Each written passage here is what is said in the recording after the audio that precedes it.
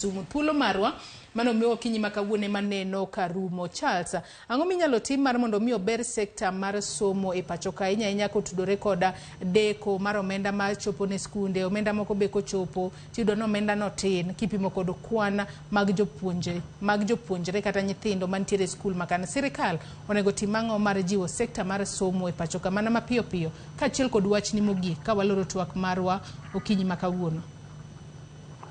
Erokamano. Aparo ni achiel kuom gima sirkal onego time ni sirkal nyaka bed ke sirkal lando injili mar transparency and accountability.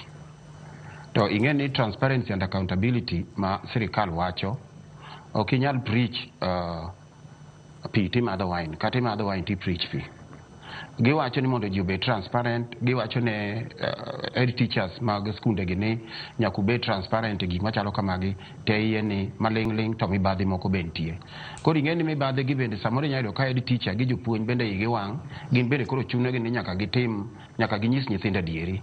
Koro ka ginyiso nyithindo adieri, nyithindo gi bende koro dongo kong'eyo ni kare mibadhi kare onego gimoko bed ni igajo kama. Omiyo aparo ni gima sirkal timo no to ber. To mana kaka osiepna ma Jakupeto wacho ni sirkal onge pesa. To ing'eyo ni ka kionge pesa to wasungu mariek, joma riek nowacho ni ng'ad koti kaluwore gi size ni. Moloyo to kik iket jopiny obed gi mahitaji mang'eny ni wadwaro ni wabiro miyo gima kama, wabiro miyo ring'o kilo achiel. To kare in inyiso ji ni biro miyo kilo achiel to kilo midhi kelo to en mana kwota. Koro omiyo mago gik ma kelo mibadhi.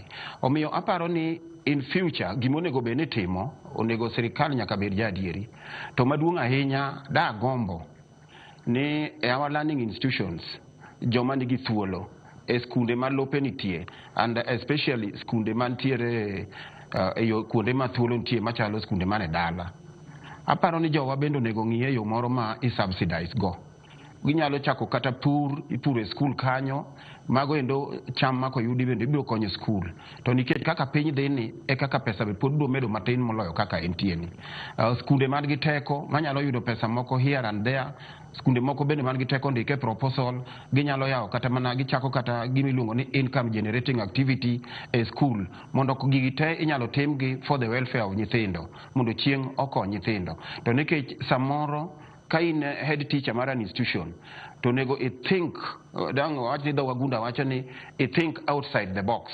Imbele nyaka ing'e ni to makoro ante man ker mar skundni to pesa wagunda na kwayo kata sirkal siling 100,100 kata 100,100 to sirkal omiya siling 48,000.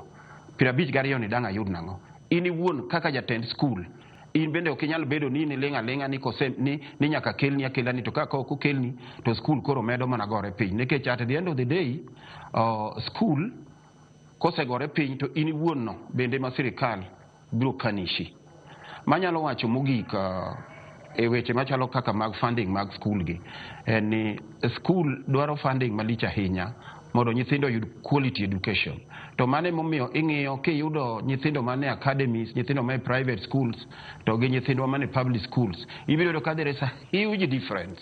Mane momiyo wacho ni government nyaka bridge the gap between private schools to gi public schools. Nikech jopuonj gi to chal, obed mane academy, obed mane to ka facilities monego bed ni nyithindo dwaro ok nyal bed provided alongside other things machalo funding nigo mondo giyud godo learning materials and gik machalo kamago endo jopuonj moromo, to pod aparo ni we are in problem. Omiyo the government must just up the game. Weche mag somo gin gik mikete ginene. Erokamano ahinya. Erokamano ahinya Charles Akach kuom kawo thuolo mari mar